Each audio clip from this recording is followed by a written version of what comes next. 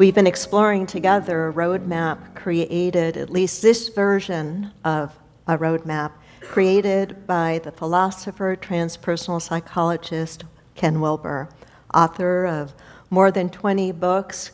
In his concept or theory of integral spirituality, he brings together philosophy and psychology, science, and spirituality in an attempt to give kind of a roadmap to us of what this journey, this spiritual journey that we are on, looks like, that there are phases to it. And when we understand what those phases are, it can be very helpful to us individually to see where we are in any area of our lives. And it is also helpful to us then to be able to better understand the people that we interact with personally, socially, in our work environments, and then even more broadly, to be able to maybe better understand what's going on in our world today, what's going on in our country. Where are we in these various phases and stages? Are we in the stage of waking up?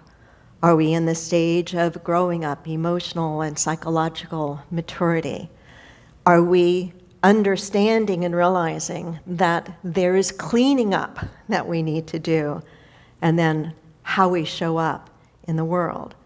And I said that this approach to integral spirituality that Ken Wilber offers in these 4 stages, waking up, growing up, cleaning up, and showing up, that it is a map. It's not the only map.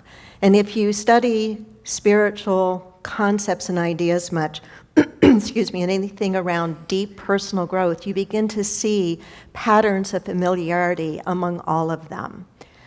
There was a period in my quest where I studied a lot of the Indian teachers, and I remember reading many of the books written by or teachings by Sri Aurobindo, an Indian philosopher and teacher, a proponent of integral yoga, in which he spoke about the idea of purifying the mind, purifying the soul, and the importance of connecting with the divine, very much like Ken Wilber's waking up and growing up. If we look at the teachings of Carl Jung, which are very much about doing shadow work, doing our cleaning up work, we see echoes of what Ken Wilber is suggesting as well. And if we look at the broad, what's the word I want to look for? Model of human development that Don Beck and Claire Graves created called spiral dynamics, we have a better understanding of why people are the way they are. And right now, as we look at what's going on, particularly I think in our country, this whole concept of spiral dynamics and understanding where groups of people are in their thinking and why they are as they are, where they are, can help us soften how we go forward with clarity to bring about healing and to bring about wholeness.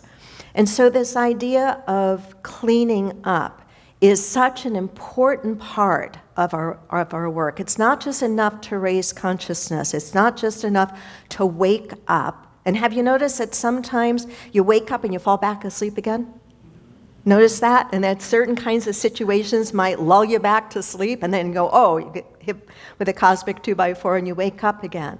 And then you do some of the growing up work, the spiritual maturity work, the psychological maturity work. And then there is this much deeper work called the work of cleaning up. And it's not the easiest work and it's not the most pleasant work, but I've noticed that the things that tend to be the hardest and the messiest, when we're willing to do it, the rewards are commensurate. The rewards are great. So when we work to better understand ourselves, when we work to bring light to the shadow, and we'll talk about that in a few minutes here, we begin to transform in a much more rapid and significant way. We begin to take much bigger leaps in our own growth and development. And the reward for that is our life works better. Our relationships work better. Our body functions better. Our finances work better. As we are changing from the inside out and growing and cleaning up, the rippling effect outward becomes measurable, and the rewards are worth whatever messiness or time or effort it takes to put into them. So what is the shadow? What is the shadow? The shadow is a part of our personality that doesn't align with our conscious self-image, our persona. The shadow is the part of our personality that doesn't align with our conscious self-image, our persona. The shadow contains traits, memories, and desires that we've repressed because they were deemed unacceptable by perhaps caregivers or the culture or society. The shadow is problematic for us because it unconsciously influences our behavior, our decisions, and our actions. It's problematic because it unconsciously influences. And until we bring it to the light, it's going to have an unconscious influence on what we do, how we react, how we respond. It's going to impact our relationships. It creates tension between our projected self and our true but often fragmented self. So cleaning up. Wilber says cleaning up involves confronting and integrating the parts of ourselves that we've denied, suppressed, or disowned. Take that in for just a moment. Cleaning up. Cleaning up involves confronting and integrating the parts of ourselves that we've denied, suppressed, or disowned. It can be unhealed trauma in our shadow, unresolved emotions in our shadow, aspects of ourselves that we don't like. And so we don't even want to look at them. We push them down. Cleaning up is a psychological and emotional process that I think takes courage, and I think it takes time. It takes courage and it takes time. It takes vulnerability and humility as well. Sometimes I think in our more surface level or superficial level of understanding of metaphysics, we tend to put Band-Aids over things and don't deal with what's beneath the surface of ourselves psychologically and emotionally that rears its ugly head because we're unconscious of it and then causes us all sorts of problems, and we wonder why, and we try to fix it with with a positive affirmation. But until we're able to go deep beneath and understand and bring to light some of the unconscious stuff that we've pushed down, we're going to find that it gets in our way. Myrtle Fillmore, the co-founder of Unity, said, "We must face the shadows within us. We must face the shadows within us, our fears, our doubts, our unhealed places, if we are to reveal our highest potential. We need to face it. We need to bring it to the light, to bring it to the light, to be willing to look at it clearly." Carl Jung said that what makes up our shadow is composed of the parts of ourselves that we've pushed down in the unconscious and the subconscious, and he defined it as the dark emotional side of our personality or our psyche. What makes up our shadow depends on what we have pushed down and rejected within ourselves. Picture an iceberg for a moment. What is above the level of the ocean or the water, the part of the iceberg that you can see, is like our conscious awareness. It's what we know about ourselves consciously.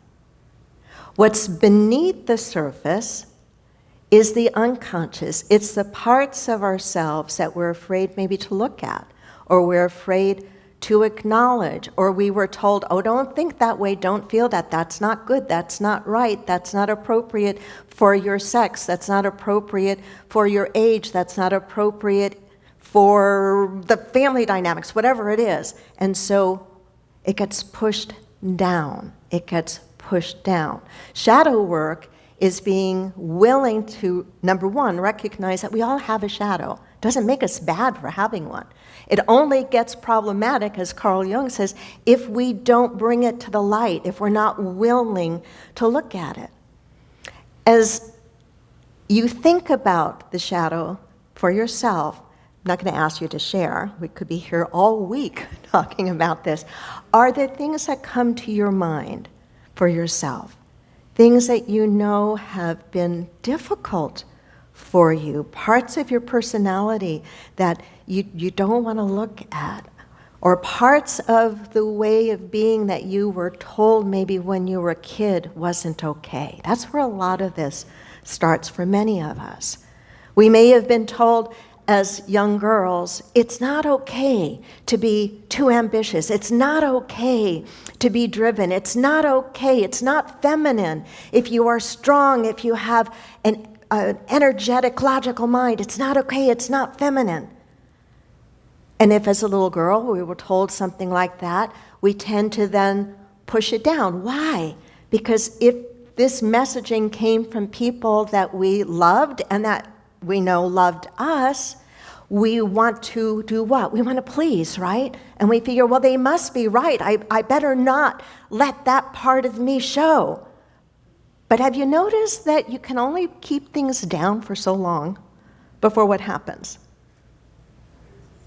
Not a trick question. Pops right back up. Or we find ourselves dealing with the same kinds of problems again and again. And oftentimes when it pops back up as a mirror to us from somebody else. We see somebody else either acting the way that we wanted to act or that we're told wasn't okay to act, and we project our unconscious stuff onto that other person. For example, suppose as a kid you were teased for being too talkative as a child. And so you try really hard to not always be the one talking, to make sure that you give space for other people to talk. So you're aware of this, I better not be too talkative. So you're always kind of censoring yourself. Am I talking too much? Which sounds kind of funny to me right now as I'm doing nothing but talking to you. But that's the situation that we're in together right now. But imagine again that you were told as a child, you're too talkative. So you've got this radar on that about yourself, and you push it down. And maybe you're in a work environment and you're working on a deck, a PowerPoint, or a keynote presentation, and a coworker comes by and says to you, now make sure you don't put too many words on that slide, and all of a sudden, boom! You want to attack this person. How dare you talk to me about putting too much stuff on a slide? What really happened there? Did it have anything to do with the slide? No. What happened there is something got triggered inside. The comment about don't put too many words on the slide, meant to probably be helpful, had nothing to do with the message that you were given as a child of you're talking too much, but it's easier to get angry at that person and to overreact than it is to go, wait a minute, maybe I need to go back and rethink this message I got about being too talkative. Maybe I need to go back and rethink this. Maybe that message wasn't quite right. And so one of the most powerful things we can do when we are doing this, willing to do shadow work, and I think it begins with our willingness to do it, is to really pay attention to where and how we get triggered. Does that make sense? To where and how we get triggered. This work of paying attention to our triggers and our reactions and our responses to them is important, because until we're willing to do this kind of work, we're going to find that those people and situations that trigger us show up in all different parts of our life. Why are they showing up in all different parts of our lives? Because it's an unhealed dynamic going on inside of us that we need to be willing to take a look at. As Myrtle Fillmore said, it's bringing the bringing the light to these aspects of ourselves, these repressed feelings or these repressed messages or this way we were told we had to be, to bring it to the light and begin to do some healing work on it. Because until we bring it to the light, we are powerless over it. It is an unconscious force in our life experience. When we're working with the shadow, we need to acknowledge and observe. And what we're wanting to acknowledge and observe are the triggers. As I was sitting here listening to this song, I'm not sure exactly why it jumped into my memory, but I was thinking about Jesus' teaching of the speck and the log. And I've never quite looked at it that way before, but I think it is very much this teaching around projection. Jesus said, "Why are you so aware of the speck in your brother's eye that you do not see the log in your own eye? Until you remove the log in your own eye, you will not be able to see the speck clearly in your brother's eye to deal with it." Think about the difference in size dynamic for a moment. From a speck and a log. I mean, here was a master teacher that really gave powerful, powerful visuals, or at least we attribute these things to him. Nobody knows for certain exactly what he said and when he said it and so forth. But it doesn't change the power of the teaching. Why are you so aware of the speck in your brother's eye that you don't see the log in your own eye? Way before Carl Jung talked about the shadow. He was pointing the person back where? Where? To themselves, right? Saying, wait a minute, before you get too worried about the speck going on over there in that person, the impatience that you see in them, or the fault finding you see in them, or the slowness, or the laziness, or the stupidity, or whatever it is that you're labeling to the other and you're reacting to, he says, before you get too hung up on that in the other person, stop. Take a look at the log in your own eye. In other words, take a look at, or at least be willing to ask yourself, how am I like that? That's a big one, isn't it? Pema Chodron, a Buddhist teacher whose work I really like, talks about this idea of really paying attention to what gets us about other people. And whatever triggers us, it's another word for it, triggers us about another person, to stop and soften around that. And just gently, not with an awful feeling of self-loathing, but to gently soften around it and quietly ask oneself, how am I like that? Would you not agree that that takes a lot of emotional maturity? Yeah. Would you not agree that that's kind of like what Jesus was saying? Why are you so aware of the speck in your brother's eye? Stop and take a look at the log in your own. And when we are willing to do that, that's to me the shadow work. When we're willing to do that, we begin to see ourselves more fully and wholly, and we begin, I'm using this word a lot this morning, to soften around how we hold the other, So in working with the shadow, we need to acknowledge and observe, to identify what triggers us. Pay attention to what angers or frustrates you. Instead of just feeling the feeling of anger or frustration, pay attention to it and be willing to ask yourself, why is that getting to me the way that it is? Because what angers and frustrates us often is connected to our shadow, especially if it's a disproportionate amount of anger or frustration over the situation. Does that make sense? It's not to say that every time you're angry or frustrated, it's because you've got a bunch of stuff going on in your shadow. It's not to say that. The trigger is, you know, if you are overreacting to something, right? That's the signal to pay attention to that. Then to try to understand and accept that. Okay, we're all human. We're going to have triggers. We're going to have buttons that get pushed. all of us, every single one of us.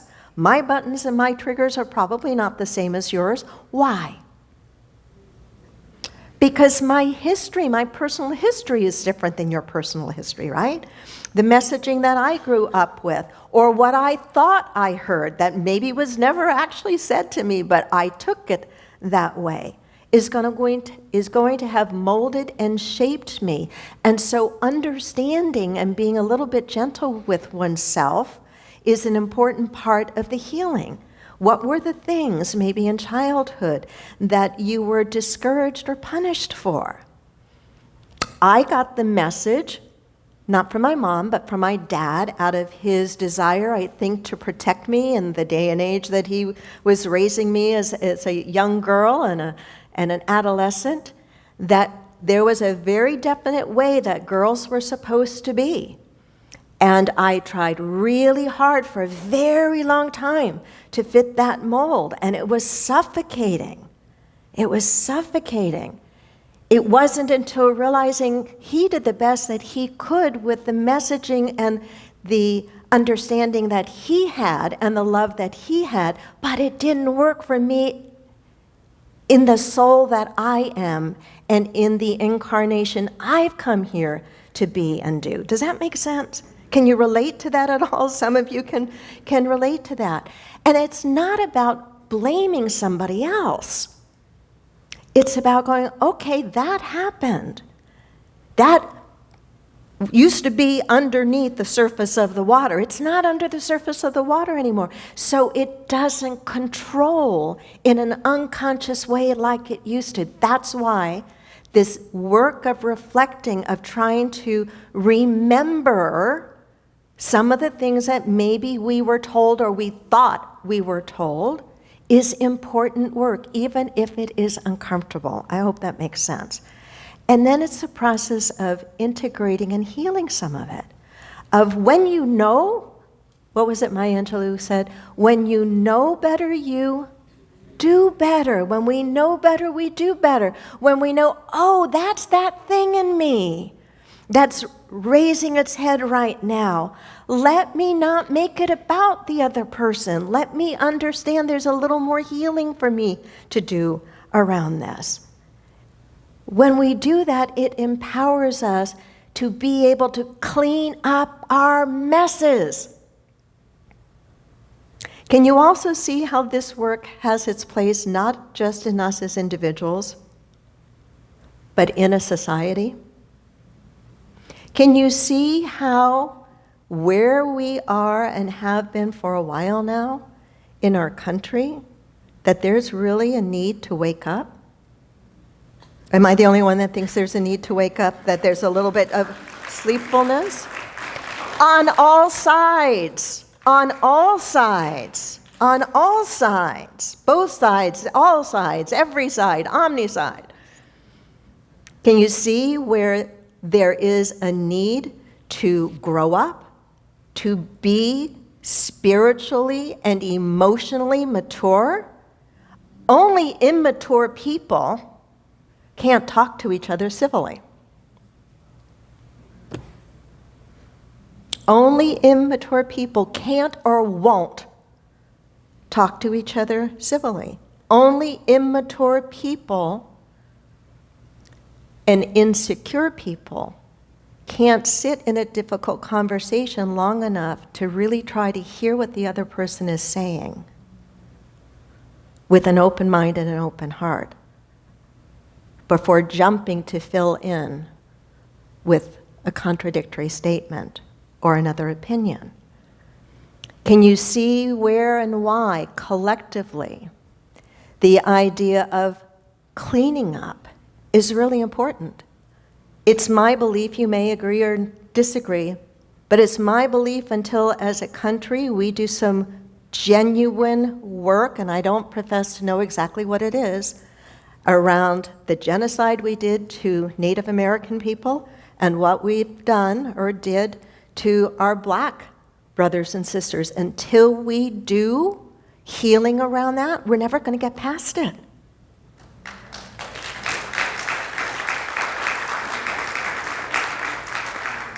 It's not a political thing. It's a human thing. Just like this is a human thing for us individually. Just like it's hard work to wake up. A lot of us don't wake up until there's something painful that's happened to us that has forced us to feel like there's got to be something better. What I've been doing just isn't working. I got to wake up, I've got to lift my consciousness up somehow, some way. And then we begin to grow up and to realize, you know what? I've got some psychological maturing to do here, some emotional maturing to do here. I may have to learn some things or unlearn some things. And I'll definitely have to do some cleaning up, all of us, individually and collectively. But as we do this work, things do get better. Things do get better. And the extent to which we are willing to support each other in it and to be each other's cheerleader can make all the difference in the world. I firmly believe that every one of us doing the very best that we can in our own growth, in our own development, in our own healing, cannot help but lift the whole of our human family a little tiny bit. So don't ever give up on whatever it is that is yours to heal or to amend or to learn or to fix. Don't ever give up the willingness to do your part where you are. If we all do that, we're going to get where we want to go. We're going to get where we want to go personally, and I think we'll get where we want to go collectively. Namaste.